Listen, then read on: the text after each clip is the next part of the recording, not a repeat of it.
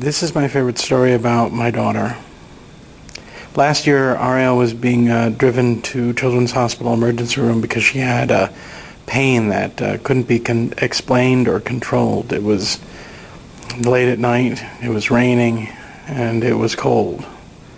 And standing at the end of the Telegraph Avenue off-ramp was this young guy with one of the signs for a handout. And he was cold and drenched to the bone. And Ariel begged her mom to stop despite a green light and roll down the window so that she could give this kid some money. She had a $20 bill in her pocket, which was money from, I think, one of her grandparents. And it was money that she was, saving for like a new DS game or something. And the man approached her. He could see that she was thin and, pale and bald and in pain from her chemo treatments.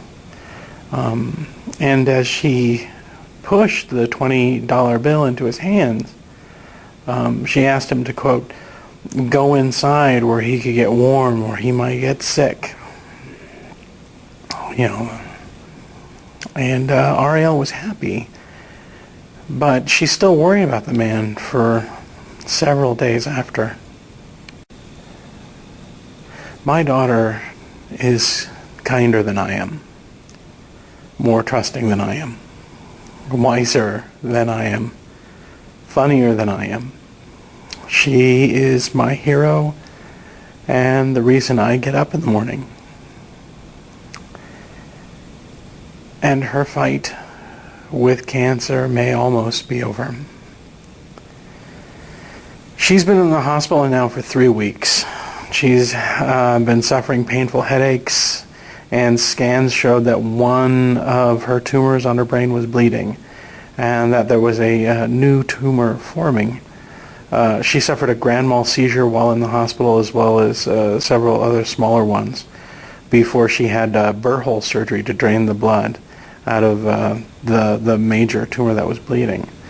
But afterwards, her pain continued, and an additional scan showed that the bleed had gotten worse. She then had a double craniotomy to remove the bleeding tumor as well as the new one. But her head pain continued, and another scan showed that the bleeds were still there and seemed to be getting worse. It was at this point that our oncologist told us that there were no other treatment options that they could offer, and that we should take Ariel home and be prepared for her passing. There is just one problem with that, and that's Ariel wants to fight.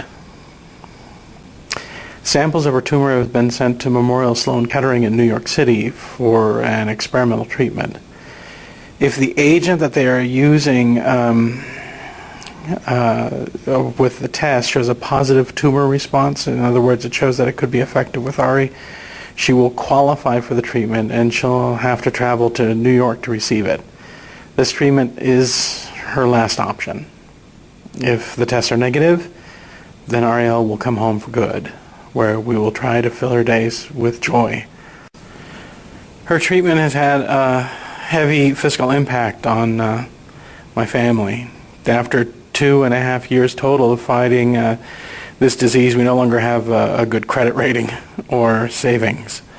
My wife currently cares for her full-time, so we've lost an income. No matter what the outcome of the tests show, we are asking for fiscal help. Whether that's to pay for a trip to New York for Ariel and her mom for potentially life-extending treatment, or for a final good memory for Ariel, if possible, and for her memorial. I know I've asked before, and the generosity, love, and support was overwhelming and humbling. I ask you again for your support. Down below is a link to the Team Ariel website. There is a PayPal button there. Donate as little or as much as you wish. Last time, hundreds of people donated as little as $3 or as much as $500 or more, and gave Ariel the gift of Hogwarts. a trip that she still talks about every day. I pray it can do the same for what she faces ahead. If you can't donate, we understand and appreciate your attention and emotional support. If you can, thank you. Your donation means more than you can ever know. And please feel free to mirror and share this video with people. Last February, when they found tumors on her brain and spine, she was given 3 months to live. That was 6 months ago. Ariel has always defied the odds. With luck and your help, we may be able to defy them further. Thanks.